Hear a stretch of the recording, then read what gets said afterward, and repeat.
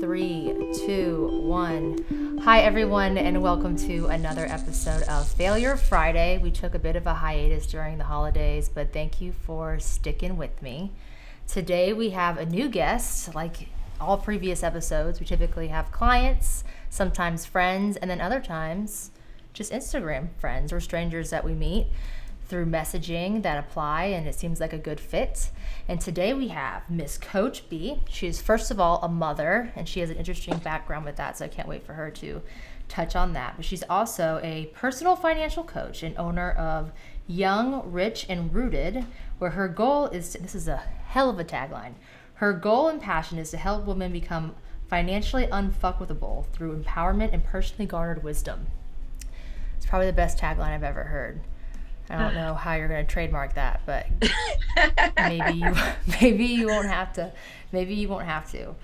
So, Betty, give us a little bit of a background into how the hell you got here. What brought you here? Oh, I want to say on one end, I feel like I have always been on this path, whether I knew it or not. Like all my careers growing up, as an adult anyway, ended up being in the finance field. And initially it wasn't intentional. But when I look back at my life as a child, I remember some very distinct moments that make it clear, like, okay, you were setting me up for this to begin with.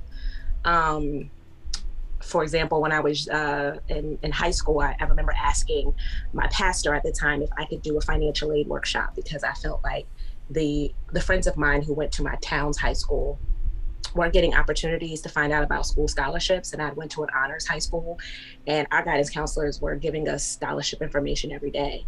And I felt like it was unfair to my friends who were just as smart, but just didn't have an opportunity to go to this school. So I feel like I've been like an activist for finances from a young age. But I think what really pushed me to it later in life is kind of like feeling like the path towards the American dream was rigged. And it was leaving a lot of us feeling trapped. For most of us, simply being sold like a dream without full context. We were made to believe that there was only one way to earn income, only one way to learn, only one way to spend, and it's a myth. And as I grow older and I'm being exposed to so many things, it's frustrating for me because I know that the trajectory of my life would be completely different if I simply had the information. If the people in my community simply had the information, we could have made different choices in life. And so I feel like it's my responsibility as I learn things to teach it immediately, so that people have more choices. I distinctly remember I was telling a friend of mine who, a story about me being brutally attacked, and I was raped and I was in the hospital, and I remember thinking, what time are they going to discharge me? How are you just going to drop that? I'm like, sorry. That just went from 0 to 60 like so fast. I don't want to blow you away, but we went from high school and grant opportunities to full-blown rape. Like, you got to transition there, all right? And this is important too, because a lot of people I've found out, especially in the last 5 years, I feel like we're talking more about this. In their mind, rape is just someone breaks in and holds a gun to your head and rape. It looks so different depending on the situation. If you're comfortable with it, talk more about that experience, because I'm sure that played a pivotal role into your empowerment movement here.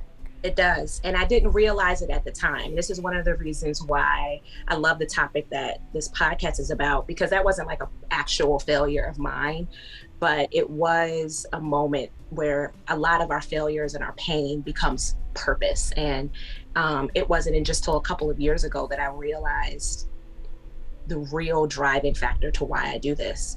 That was traumatic. I was living in a transition shelter at the time with my 2-year-old, and a transitional home actually. And I remember thinking, I'm gonna die. I'm never gonna see my child again. And I almost didn't go to the hospital. I remember very clearly because I didn't want the additional trauma of what just happened. And then, the rape kit was exactly as I expected it to be, was like insult to injury. And I remember just wanting to go home. But a bigger thought was I had been there for so long that I was scheduled to work that day. And I was starting to worry about being late for work. And so I started looking at the clock, like, what time am I going to get discharged? Do you know what time I'm going to get discharged? And I'm telling this story to my friend a couple of years ago, and she's like, Betty, can I ask you a question? Like, why was your very first thought after something so traumatizing going to work? And without missing a beat, I was like, I was homeless. I didn't have a choice. And when I said it, I heard myself say it and was like,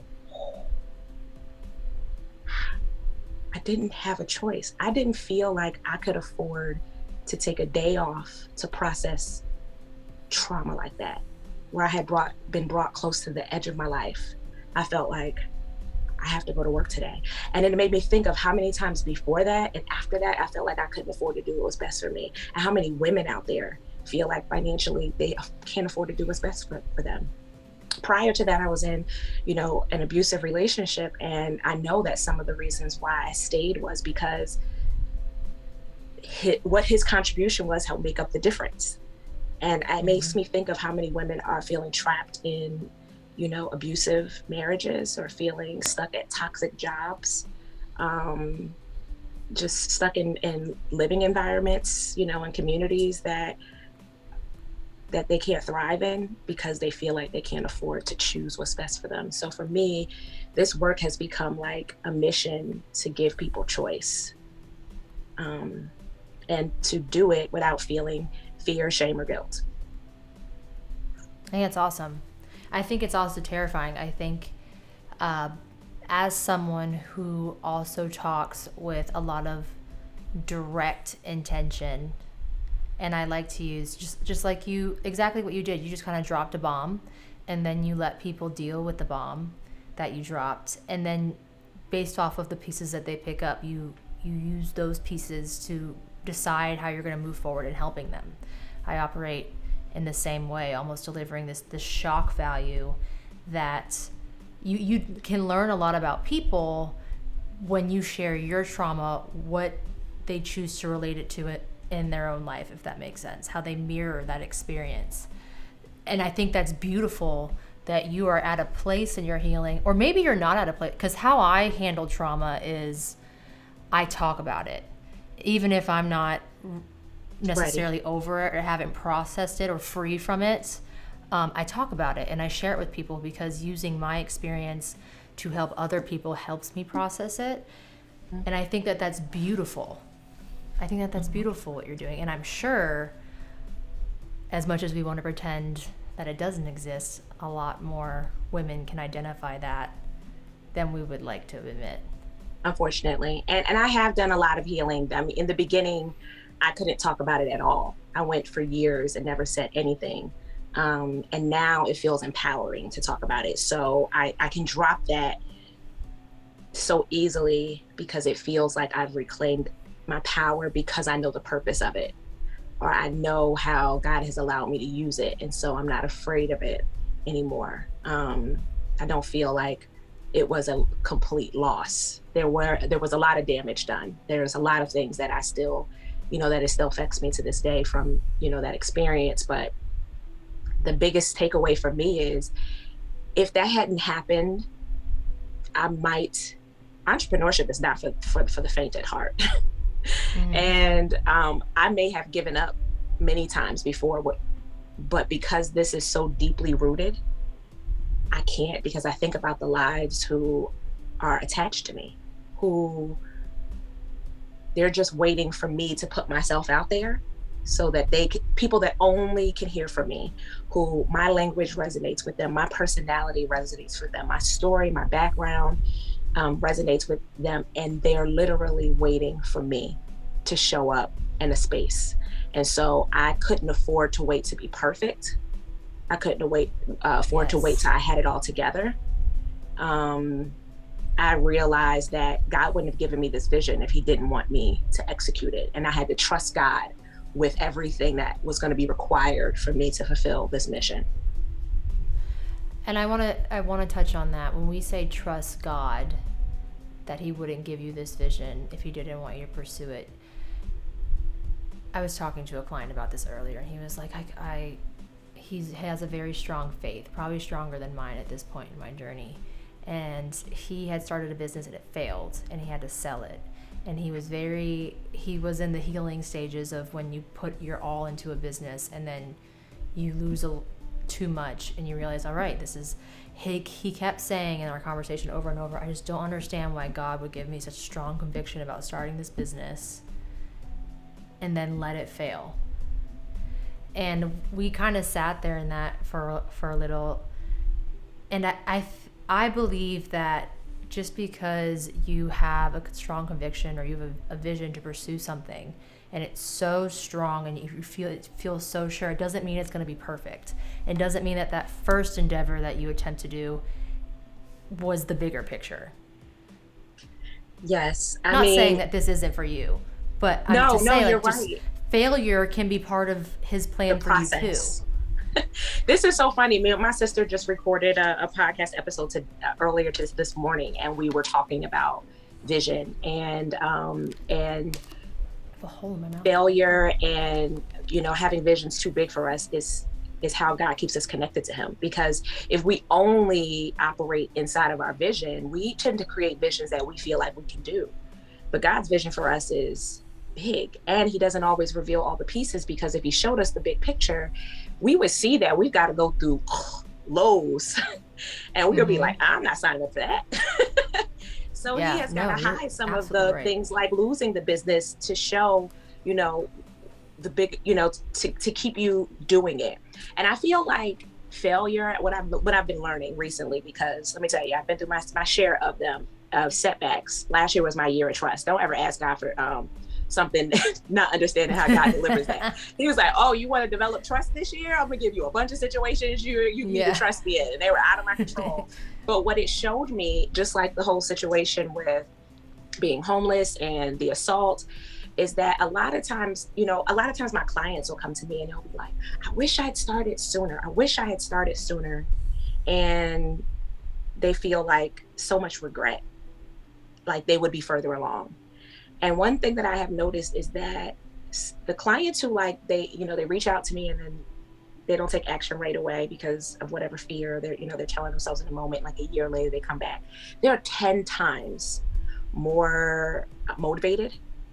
And I had a client the other day that called me up and was like, I'm ready, fuck this day. Like, the energy was like, listen, she might have, if she had started a year prior to, she might have made progress, but she might not have been nearly as aggressive as she is right now. And so I kind of think of failure sometimes like a slingshot or a rubber band, that sometimes you have to have setbacks, and that setback, if you trust God, will catapult you forward faster than you would have if you had just casually walked the path the whole way without any hiccups. Having a setback does not mean the end of it. I talk about the opposite side of what you're discussing right now in my discovery call with people, especially my financial planning clients, which are probably not, a lot of them are not a lot different than your coaching clients. Mm-hmm. My financial planning clients typically are at the stage where a lot of them are high earners. Some of them aren't, but some of them are, and they're in their 40s and 50s, and they've earned a good wage their entire life, but because they've earned a good wage, they've just spent it. They weren't really thinking about planning because they've always had enough, and they make six figures. Why? Time just got away from them. And in my discovery call, I found that probably over half of the people I talked to, getting their finances organized or getting a financial plan done or talking to someone like me or talking to someone like you is on their to-do list. And then it's intended to be checked off their to-do list. And then they move on to the next thing. But I ask people that question, like, where are you at in your journey to get this shit together? Because if this is just something on your to-do list, then you're going to fail. Pursuing your finances, pursuing financial well-being, planning. I mean, I come in, I'll do the plan, I'll design it. I love designing plans. It's one of my favorite services that I offer because it's like a puzzle. But then you have to be aggressive and assertive or dedicated or committed enough to follow that plan. Mm-hmm. And I found that the people that are most successful at following that plan come to me almost in a time of strife, or it's gotten so bad, or they've waited so long, they have no choice.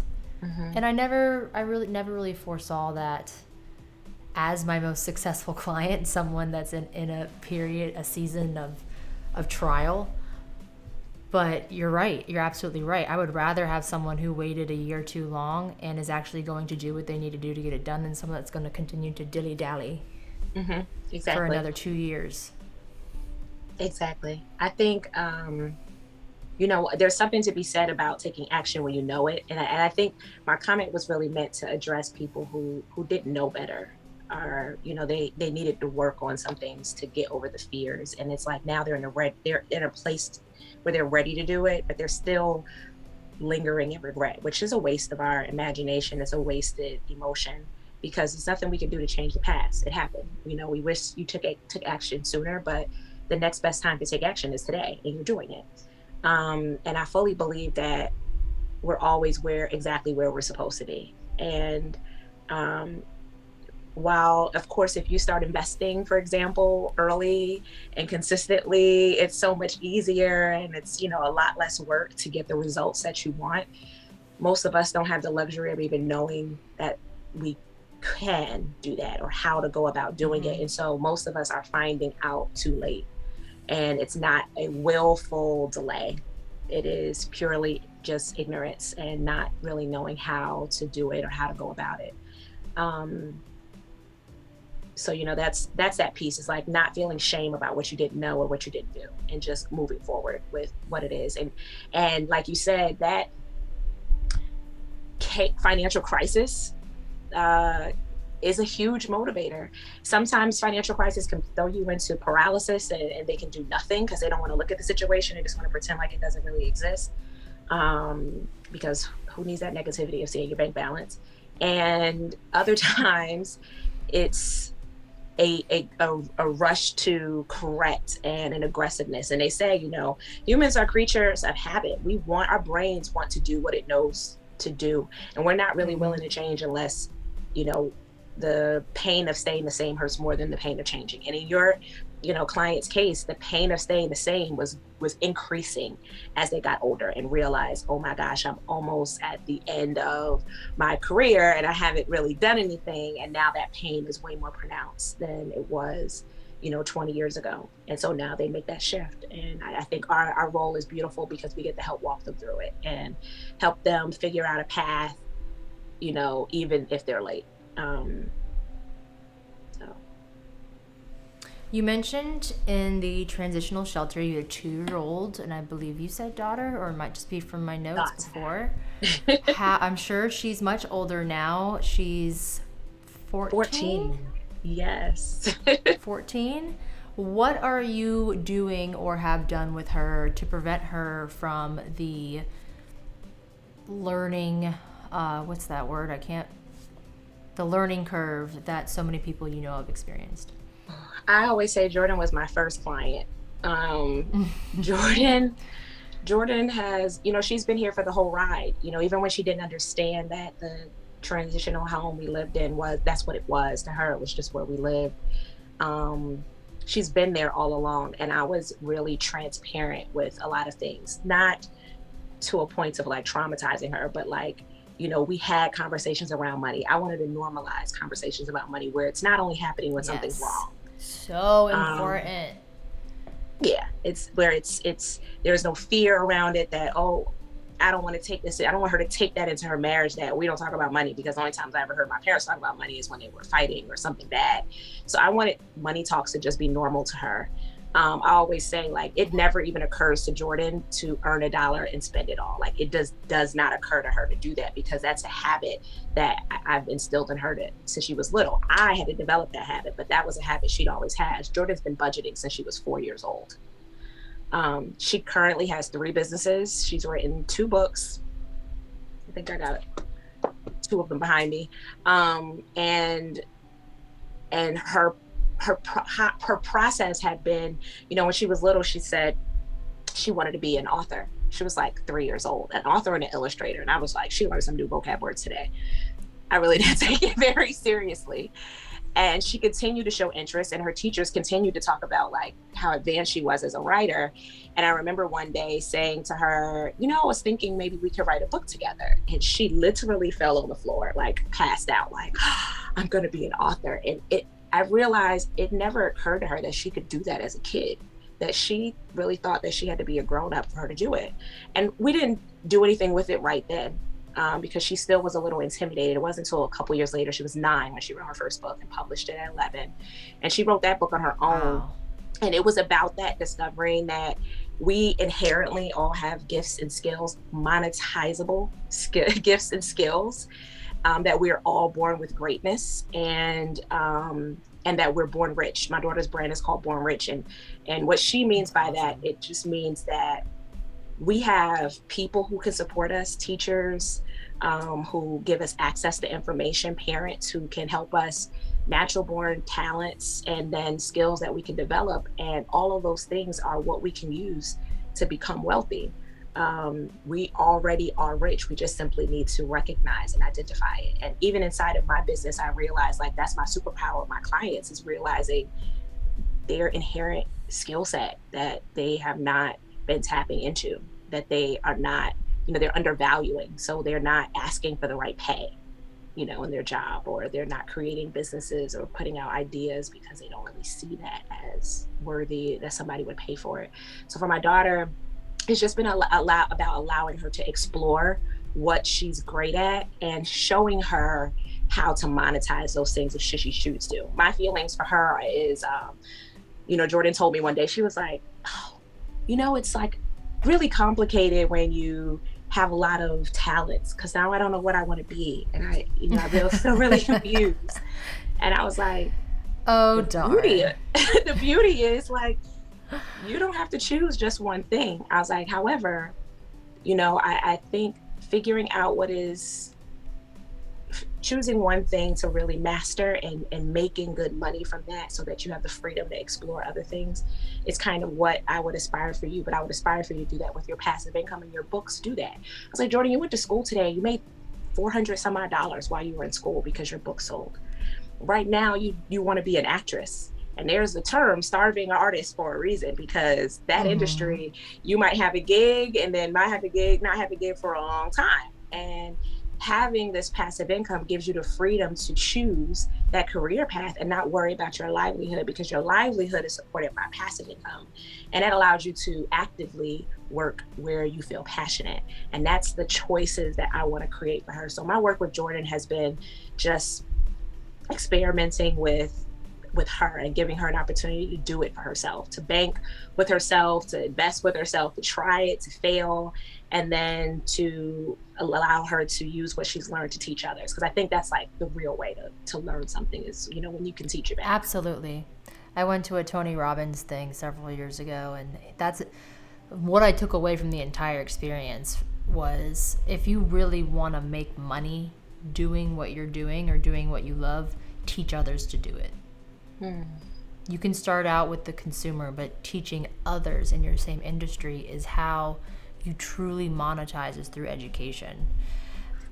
And that was the premise of this entire podcast, was to educate people, not necessarily on what I do, but to educate people on how failure, I think it sounds so taboo because there's so many sayings about it, but talk to anyone successful. Failure has shaped their success more than anything else. But before I touch on that, what's the name of your daughter's first and second book? You said the first book was more about monetizing and finding what you're good at, but what's the second one? Oh, the second one is her beating. She just wrote this one this past summer. My beating business planner. And so my daughter, right before the end of the school year, like a week before the school year ended, she was like, Mommy, I want to start a bracelet beating business. I was like, okay. She was like, I was listening to this podcast on Instagram, and this girl was talking about how she asked her grandmother for $25 to invest in some supplies so that she could sell some beads so she could buy some jeans. And so I was thinking, maybe you could invest and give me $25 and I'll pay you back with interest. The fact that she said she would pay me back with interest. And so I took her to Michael's or one of those craft stores and got her some beads. And she was taking orders the next day. And we went to the store to go get the beads. And I'll never forget, she's standing in the store and she's realizing that the price of the beads in the store was not the price she saw online. And so she starts to cry. And I'm like, Jordan, what's wrong? And she's like, I already told them how much they would be. I'm not even going to make a profit. And so she's crying, like, I feel so stupid. And I was like, Jordan, don't waste this experience. I said, first, you have options. You could communicate to your customers and let them know, hey, I made a mistake. Or you could communicate to your customers that this was an introductory price and moving forward, this is what the price would be. But what are you afraid of most? And I was like, you're afraid that your friends won't be your friends anymore if you tell them that the price is different. And I realized that these were opportunities to help her develop, her emotional intelligence and, real business skills evolve around being able to communicate effectively. I was like, Jordan, do you see how prices of, like, right now, eggs are going up? These business owners have to communicate to us that the prices are going up, and it doesn't feel good for them to tell us that either, but they do. So it happens in real time. The reality is you're gonna make those miscalculations in your business. Mm-hmm. There's gonna be years, and for a lot of small business owners, 2022 and 2023 are going to be those years where you don't make money, and you have to pivot, and you have to find a way to survive in order to make it to the next year to see a green number. So that's an incredibly valuable lesson. Yeah, right, and so alone. that was like one of many lessons she learned over the summer. So as she was going through the summer, she was keeping like a journal, and so we got to like, I want to say like around the end of summer, and I was like, Jordan, why don't you turn your journal entries into a book where you tell a story about this process and what you've learned along the way? Because once we had that experience, we went home and I made her do math, and I was like, okay, Jordan, you just bought these beads. Look at the back of the box and look how many beads are in this. Measure how many beads it takes to make one single bracelet. Divide the number of beads by the number of beads it takes to make a bracelet to find out how many bracelets you can make from this one box. And then figure out what's your per unit cost. So Jordan was learning like the cost of production. Because of that mistake, we wouldn't have had that conversation. And so what we did together was we co-authored this book. And so she wrote her journal entries and I created curriculum that had, math activities and for kids to be able to learn how to make purchasing decisions, for example, for them to understand how to calculate the costs and how to budget, the money that they made, how to get organized. One of the things she realized later on is she was taking on orders and she was starting to forget, like, this customer wanted what kind of custom pieces?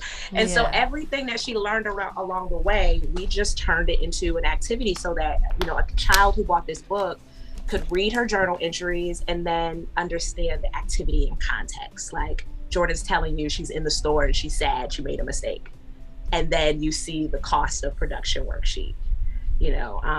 So that was one that we did together this summer, and that was great because we were able to take that workbook and then teach it in some kids camps this summer. Jordan got to be an instructor, which gave her a lot of humility for her teachers. She realized how hard it is to show up and get kids to be engaged and earn their trust. And over a few days they got really excited, but the beginning was like, wow, Mom, it's really hard. So this has all been a great learning experience for Jordan. I have great expectations for her. That's my greatest work I'll ever do. This Young, Rich, and Rooted is, God has created a mission in me, but in her, I cannot imagine what will come of her just being beside me along the way. That's beautiful. I mean, that's beautiful, especially the two books that you're discussing. The one you just showed me, the budgeting, we've spent a year creating something, almost 2 years now, creating something similar, but yours is different in the way that it's journal entries. I love that. That's so different. And they're her journal entries that she's I mean, that's very relatable from a child's perspective. How did you develop the curriculum? Because that's a little bit more complicated. Because you have to go in line, if you want it to be taught in a classroom, it has to go in line with what they already have to teach. Right. So one of the things we're working on doing is getting it into public schools. So we were able to teach this in some summer camp programs and some tutoring programs over the summer, but we're working now to try to get into schools. Her first book is in public schools, and that in itself was kind of like, it just kind of happened. Jordan, we had gotten like the sample copy of the book that day, and she took it to school without me knowing, and I didn't realize it. And I got a phone call from her librarian like on a Sunday, and it's like, I was proctoring Jordan's SOL test, and she's at a 5th grade at this point. And she said, I told Jordan you can't have books on your desk while you're doing the test. So I took the book from her. And while we're doing the test, I happened to flip it over and realized Jordan's picture was on the back. And she was like, Jordan, why would you write a whole book and not tell the librarian? And so she is asked, like, can I put some media feelers out? And I really didn't understand what she meant by that, but I was like, sure, why not? That was like a Sunday. Wednesday, I got a call from the principal and was like, Channel 13 News wants to know if they can come to the school to interview Jordan and do a book reading. And I was like, okay. Yes. Sure. Yeah. So it's not in schools. The newest workbook is not in schools yet. We're working on figuring out if we want to roll it out as, something where they can just have the content already packaged and the teachers can teach it. If we want to come in and do lunch and learns with the teachers and talk to them. And so we're trying to figure out what's the best way to go about getting it into the schools. But the way the curriculum came about was literally, I just took what I did with her. If I felt like if it worked for her, it's gonna work for someone else her age.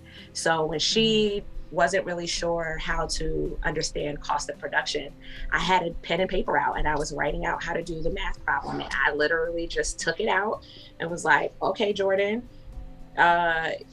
here are cost, purchasing decisions. You can go into the craft store and you can buy an organizer, you can buy scissors, you can buy a needle, you can buy thread, you can buy business cards, you can buy glue. But what's the minimum number of things you need to make a set of beads? Like bare minimum to get started, right? And then we talked about reinvesting that back into your business. That, okay, Jordan, you made this money.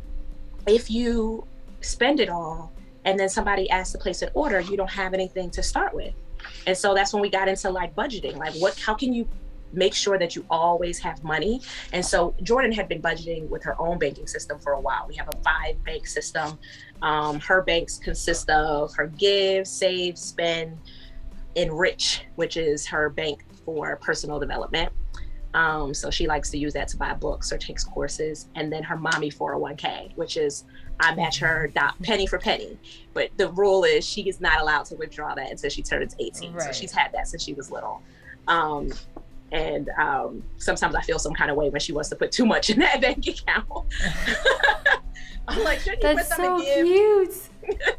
But we took that same process of learning percentages and how to break those into those banks and applied it to business. So we put a percentage for profit, a percentage for owner's pay, a percentage for taxes, a percentage for expenses, and a percentage for giving. Because with Jordan's beading business, she gives 10% to a different charity every quarter, a local charity. Wow. That's so awesome.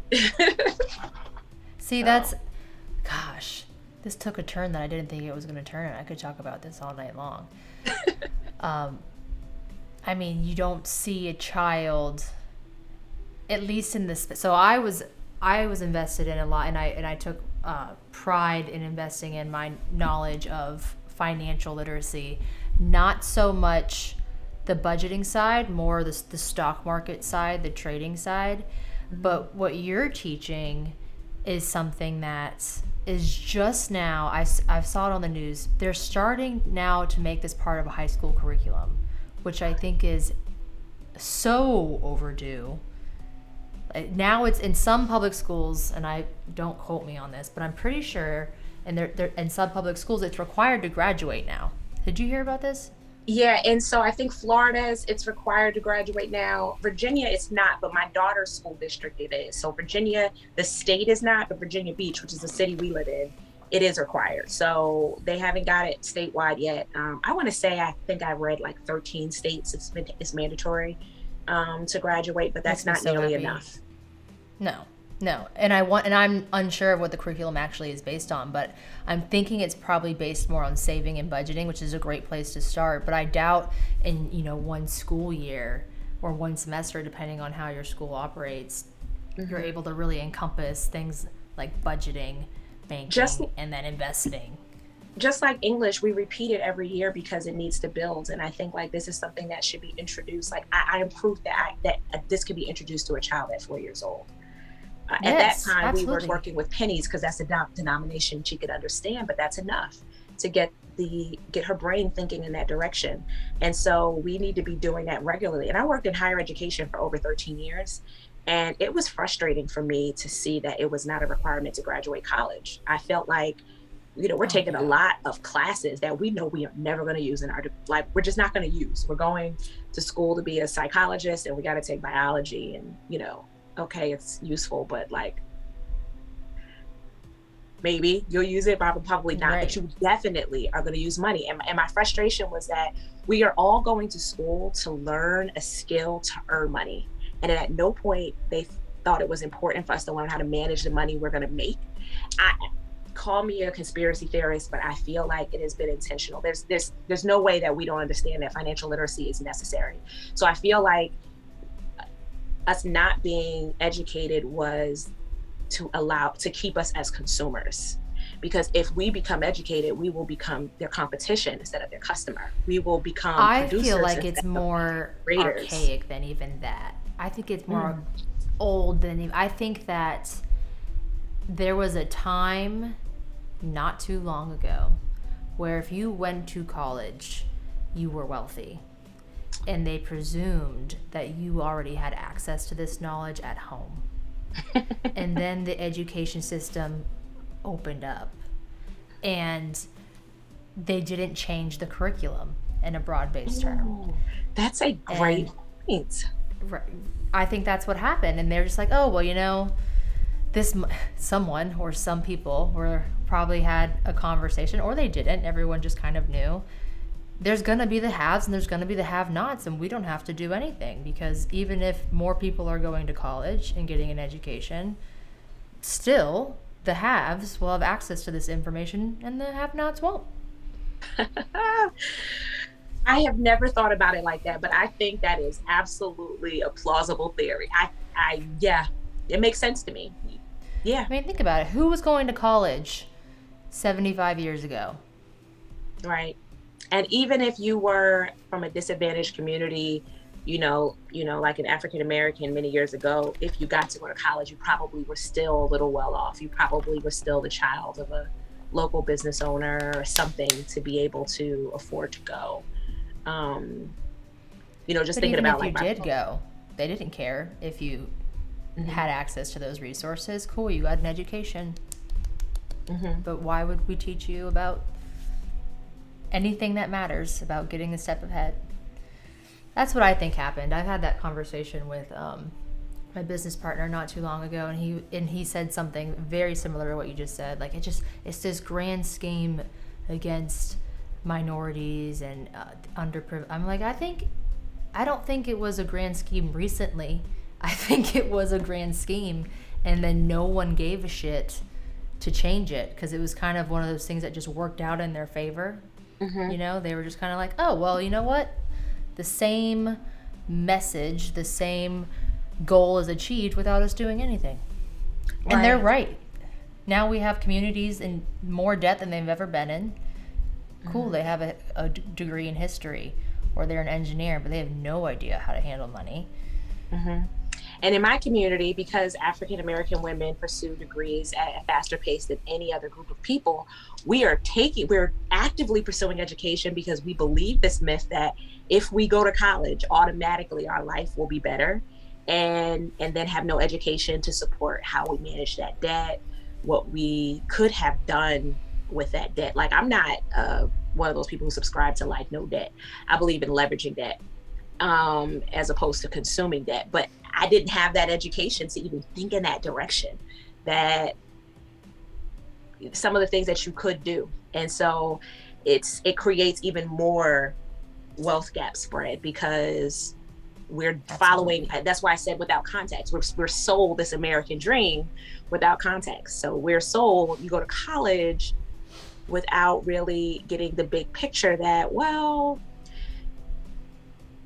you might get a job. I remember clearly, it never occurred to me as a child that I wouldn't get to be what I wanted to be. And that whatever I wanted to be, I think I always assumed that it would pay enough. Like there was no point where I thought whatever I chose, like, what do you want to be when you grow up? Nobody ever asked, is that going to pay enough? It's like, I want to be a teacher. I want to be a nurse. I want to be whatever it is that you want to be, an artist.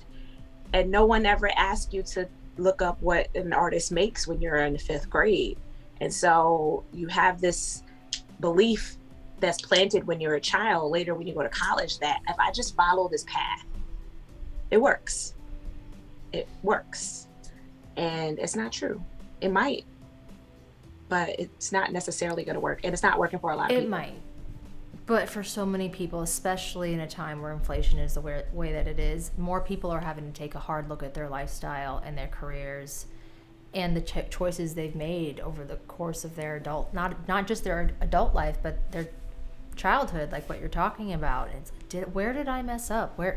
When did I take the wrong turn? And there's nothing wrong with having a regular job. There's nothing Absolutely. wrong with that. I think where I think people, it's hard for me to even be empathetic at this stage because there's so much information available at our fingertips. And everybody has a freaking phone. It's almost what you choose to look at now. Mm-hmm. I can walk by your phone and say financial literacy, and your explore page will have our podcast pop up, or your page will pop up.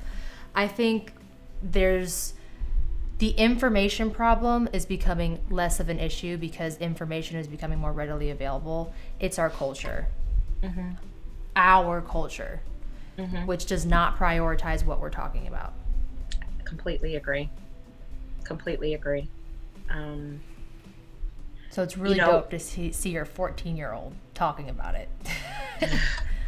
And my hope is that I don't think that these lessons will ever like escape her because they're so ingrained into her naturally. But my hope is that she avoids a lot of the mistakes that, I made with money. I realize that failure has been a great educator and a catalyst for, my growth in my business.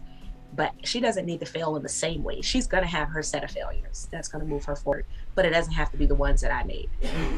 But where do you feel like you failed? This podcast is about failure. Where did you fail? Did we even get there? I hear my 14-year-old coming in. I don't. I failed not really understanding the connection between like my emotional health and financial health. Like how depression and grief and an abusive relationship almost made me lose everything twice. And Same person? I'm sorry? Depression? Same person? Two different? Same person. You said twice. Yeah, foolish. Mm-hmm. Same person. I did that. I did it twice. I didn't learn my lesson. Because we had a child together. And so it felt like I'll try. And I still hadn't really developed. So and now when I look back at it, I was like, man, I really didn't love myself. And it showed up in more ways than just that relationship. It showed up in what I accepted as pay from my employer, the amount of hours.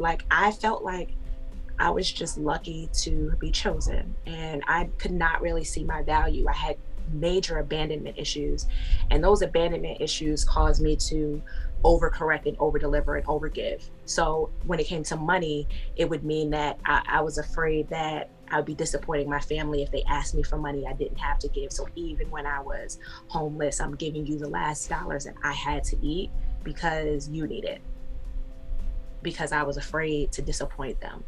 When, I was at work, I was working 13-hour days on a regular basis. feeling like I have to show up. As Black people, we're here, we got to work twice as hard to get half as much, right? And I felt like I had to make up for a stigma of Black people in particular being lazy. So you wouldn't catch me even close to looking like lazy. Oh no, I'm going to be here before all of y'all. I'm going to be here well after all of y'all. I'm going to be doing the absolute most when other people are not having to do that. And I wasn't getting paid more to show up at 150%. And if I loved myself, I would have prioritized my own well-being, because it was burning me out. It wasn't leaving me space to work on my business. It wasn't leaving me space to have quality time with my child. But I'd say that last time, and this was the lesson where I felt like, well, God was allowing me to go through this. So I by then I realized you asked for wisdom. He gave you a hurdle. He gave me this, and I was like, okay, you allowed me to go through this to use it. It was, I was buying my peace. I felt like, I know that these are bad decisions financially, to just pay for it all, but I felt like it's that or get into a fight. And I just couldn't take the emotional trauma. And at this point, when it happened the first time, my daughter was little, so she didn't remember. At this age, she has an awareness. So I have a desire to not create chaos for her, to keep peace. So I'm sabotaging all the work I did financially to avoid a fight, to avoid abuse, to avoid creating angst in her. And, part of me doesn't actually think I would do anything differently again, meaning as far as when you're thinking about your physical safety. But part of me knows that what I really needed was therapy. What I needed was to tell people what was going on so that I could have support. And if I had activated those resources, I might not have had to make such drastic financial choices that put me, in a situation where I almost had lost everything I worked for. Going from being homeless to buying my first house within 4 years, that was a major win for me. Like, I felt That's huge. Oh my God. Like, that was work, that was effort, it meant something to me. So to put that in jeopardy and put her in jeopardy again, that was very devastating. And it shook how my confidence in this work, because by then, even though I wasn't doing this officially, I knew that this was what I was supposed to do. It was sitting here in my gut, but it made me feel like, who am I? Who am I to, who am I to teach other people about money, to teach people, what to do? And I thought it disqualified me, when I realized now that it is what qualifies me. Because The reality is that that's what I was about to say. There is nothing in a book that can teach you what I understand about money. When my clients come to me and they feel anxious, I can see and feel that on a cellular level, because I remember so clearly what it felt like, how vulnerable you feel going to somebody to tell them, I need help. And so it allows me to have an empathy that I wouldn't have been able to understand if I read about it in a book. Like, in theory, I could have read about it, but I wouldn't understand the way I do now. I wouldn't understand why you would know what to do and still not choose it. Like, I know it makes no sense to put it all in my name, but when you are in an abusive situation, or you're feeling depressed, or you're dealing with grief, I know what it feels like to not be able to activate your knowledge. Yeah, I was in a physically abusive relationship for 2.5 years in college. We were not married and did not have a child. Thank God. But I struggle to this day. I still shut down when I hear people or a conversation being had with someone who's never been in an abusive situation. And I think the most harmful, I'll never forget this, one of the most harmful conversations you can have with someone who's been in an abusive relationship is, well, why did you stay? Or if it was so bad, why didn't you tell someone? Why didn't you call the police? And because you've been in one, we don't have to have this conversation and hash it out. But you are not, I guess I can't say that. Speaking for myself, I got to a point, and it happens gradually. I remember the first time things escalated. He threw a pillow at me. That wasn't in my mind, never being in a situation like this. That's not abusive, I said in my head. He was angry. He threw it's a pillow. Shut up. But then every single time after that incident, it got worse. And a little bit. And by the time you're at the end of it, you're getting, slapped in the face because another dude messages you on social media. Like it just, and by that point, I didn't know who I was. I had no friends, that you're totally isolated. I could not imagine being in that situation, and I can't imagine what I would have done if I had a child or if I was married. The stakes were so much higher, and it was hard enough for me to get out of it when I had none of those things. And I think that your experience is such a niche. It's such a niche that not everyone's going to understand it. As a business owner, this is another very valuable thing that I've learned as a business owner. If you're listening, save yourself years and just start doing this now. It's okay to say no. No, you don't have to work with everyone. You have to work with people that subscribe to your truth. And that sounds like that's what you've done. Maybe you didn't do that from the jump, but it sounds like you did. It sounds like you did. Over time, I got more clear. I remember not wanting to eliminate people. I didn't want people to feel bad if I was excluding them. Right. But I realized that I couldn't serve them best. And if I really care about them making progress, and that's all I care about, I want the people who really can speak to your problem to serve you. And that's what I care about. So I get people who reach out to me all the time and they desire to work with me. I had a client reach out to me and, they were in the middle of a divorce, and I have lots of financial coach friends, and I happen to know a financial coach friend of mine who deals with divorced couples only. And I just felt like that was a better fit for them. They have built relationships with divorce attorneys. There are just so many resources that they're intentional about creating that I don't focus on. It's not the priority for me. I build relationships with therapists because I know that a lot of my ideal clients, are dealing with trauma. And so sometimes we need to work in tandem together.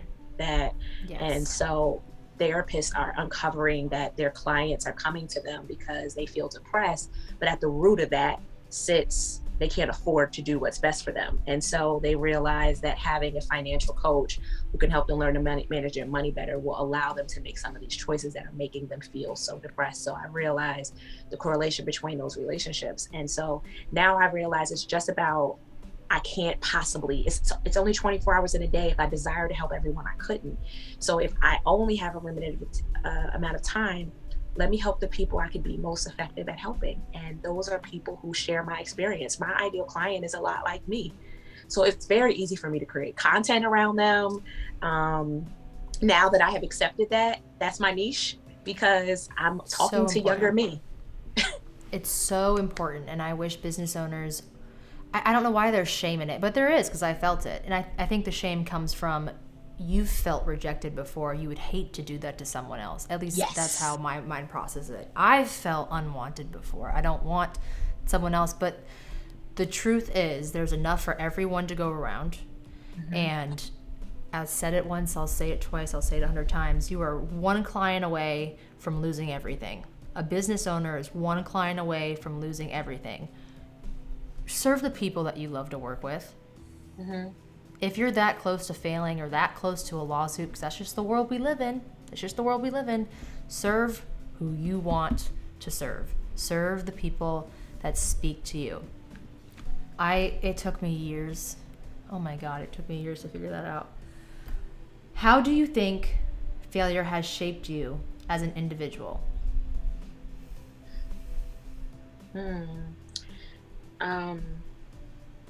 More recently, it has reignited my relationship with God, because it took me depending on, I think that I know for a fact that the assault damaged my relationship with God for a long time.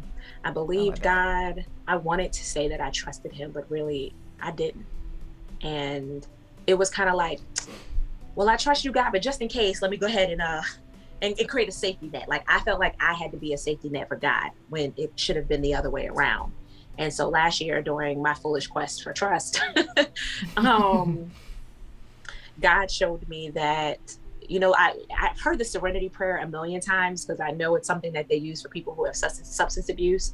But someone said it to me in the context of like dealing with like grief and it was, God grant me the serenity to accept the things I cannot change, meaning letting go of control. Like, there are going to be some things you absolutely cannot change. The courage to change the things I could, and the wisdom to know the difference. And I feel like this past couple of years has given me an opportunity to see God show up for me. When things don't go exactly the way I thought they would go, I've become, I call it joyfully curious how he's going to do it then. Like it's like weird. I was like, who is this person? Because I'm one of those people who want to plan out everything. Like, I literally designed a planner. Who is this person who doesn't need to think through everything? Like, I got to a point where I'm like, okay, it's on you, God. And so when things don't go right, I'll be like, okay, so how you gonna do it then? I just can't wait to see how it all, like, I thought it was gonna be this, I thought it was gonna be this, but it's not. So how are you gonna do it? Yeah, you get your popcorn out. That willingness to just trust that it's gonna work out some way, and my responsibility is to pay attention to the cues, the clues that God and the universe is constantly sending me. Like, that's my role, is to pay attention to the signs and activate. That's do what I can do. The rest of it is up to God. Failure has forced me to realize that I don't have to do this alone, and I shouldn't. Not just on a spiritual level, but from all the trauma I went through, I should have had a support system. I should have talked to my family. I should have talked to my friends. I should have asked for support. As a financial coach, the beauty of leading into my niche is it allows me to collaborate, because I don't want all the customers and I get to give some away. It allows us to build businesses together. I run like a power hour every Friday, and it's just a bunch of financial coaches, and we spend like the first 15 minutes talking about issues we're having in our business and giving ideas on how to support. And then we quietly work for a few hours and get back on and share what we got done. That wouldn't have happened if I was afraid to collaborate. And me failing enough times to say, no, I don't want to learn everything all by myself. Like, we all have strengths in the financial world and weaknesses, and we can all give to, like, I had to get over my ego. Failure has created a beautiful humility in me, and I wouldn't have it any other way. I always say, God, why you gotta be so dramatic? Like, I feel like God does the most.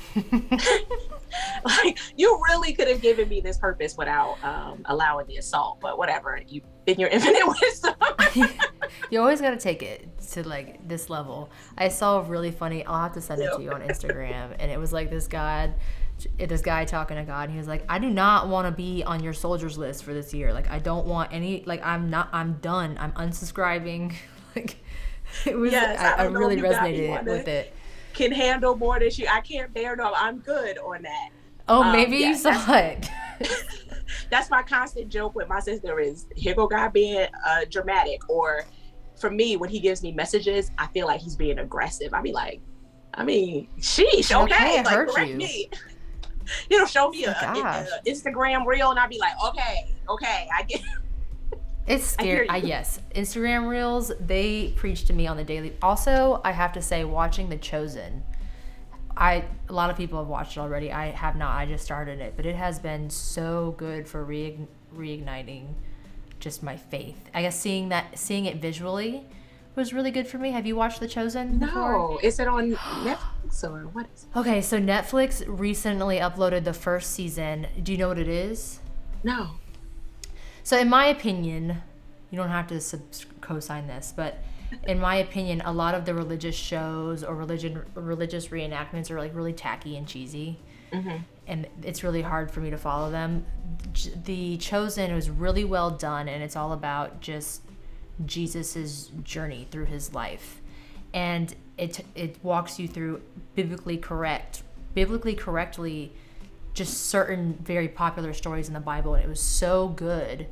It's incredibly relatable, and it's very well done, and it just really humanizes the entire journey of Christ. And you realize a lot of the problems you and I have were very similar to the problems that they had, and it just watch it and let's have a little power hour. It's when really we get off, really that's probably good. gonna be the first thing I look up. Like, I cry almost every episode. Like it's really, and a lot of people have said the same thing. It's really replenished their faith. And I have to say, for me, those signs that we're talking about, I don't know if I'm just dumb, but if I'm not close with God, or in one of my seasons where I'm doing my devotion every day, or I'm just every day I'm putting something into my brain, into my day that has to do with God, I miss those things. I miss those signs. I have to feel close with God to understand what he's doing in my life. Does that make sense? No, it does. I know on the days where I am struggling to be as productive as I want to be, or I'm not feeling inspired, or I feel like maybe depression may set up a little bit, and I'd be like, have you been doing your strong starts? Have you been doing your morning routine? Have you been doing your praying, you're listening to, a motivational podcast in the morning, exercising? Have you been doing those things that make you feel connected to God? Have you been listening for his voice before anybody else's voice filters yours? I absolutely had to learn to drown out my own voice for a while, because I didn't have good habits of talking to myself yet. I wasn't kind to myself for a long time. I was very judgy. It's a lifelong journey. That is a lifelong journey. So I got to start off listening to somebody else speak life into me, and then I feel empowered, and then I usually come back from my walk like, oh, I can't wait to create. Like, I come back so excited and so inspired when I skip those steps of spending a few minutes with God, and doing gratitude in the morning has completely shifted a lot of things for me, because I think it's like a law of attraction. You attract what you focus on, and because I spend every morning telling God what I'm grateful for that occurred the previous day, I just attract more things to me. And it created a habit of looking for the silver lining in failures, because I was looking for gratitude. Sometimes the previous day was just like a complete clusterfuck, and I gotta go,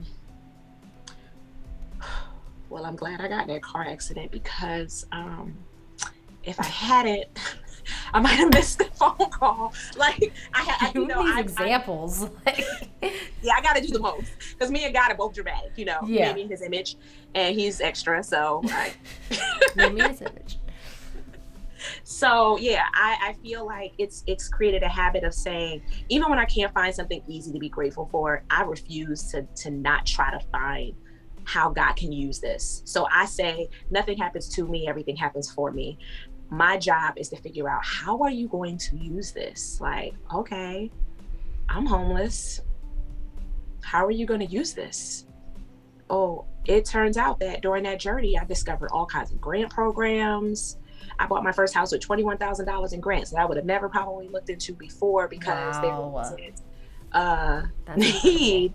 And so now it's got me to a point where I'm joyfully curious about it. And so gratitude allows me to look at everything back. Gratitude allows me to look at the assault and say, thank you, God.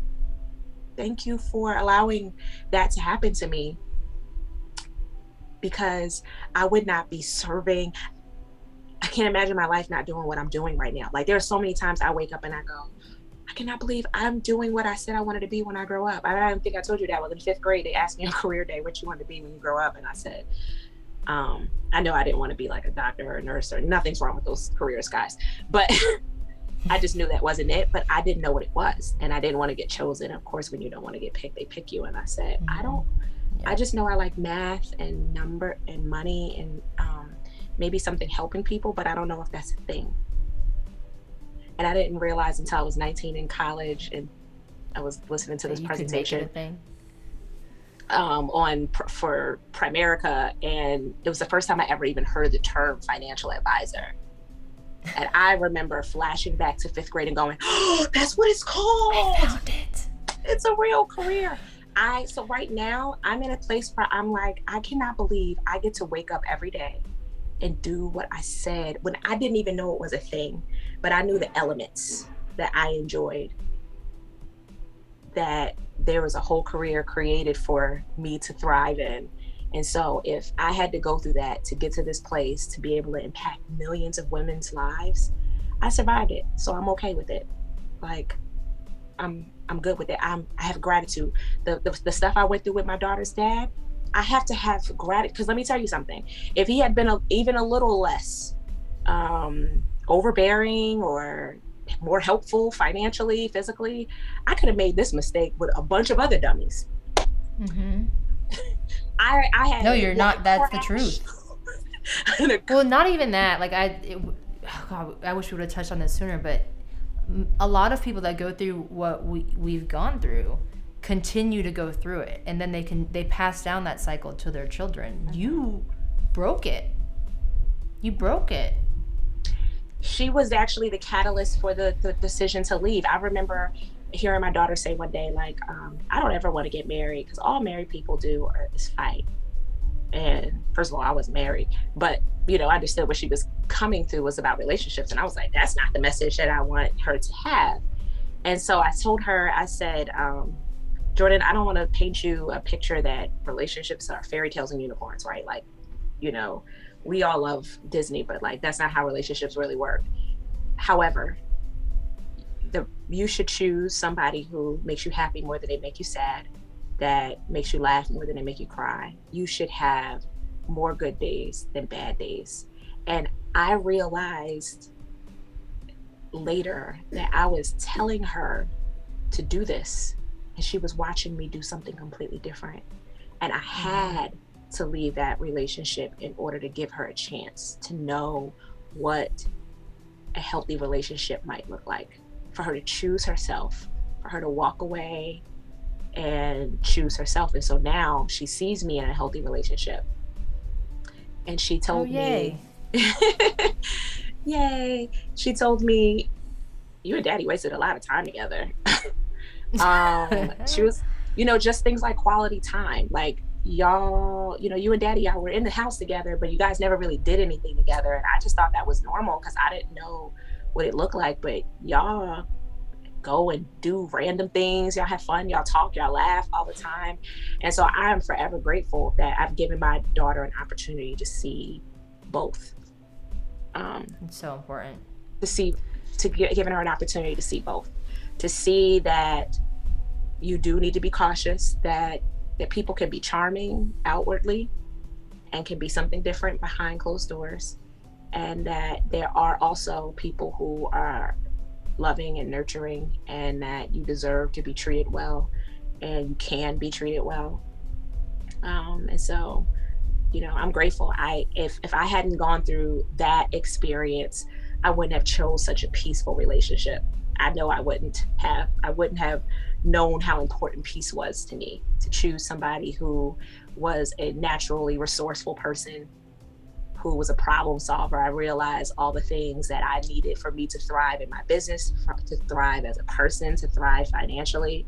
It took seeing the opposite. Like, they say, like, you don't know beauty until you've seen something ugly, or you don't know, light until you've seen darkness. It required that for me to really see what I needed. I didn't know what I want.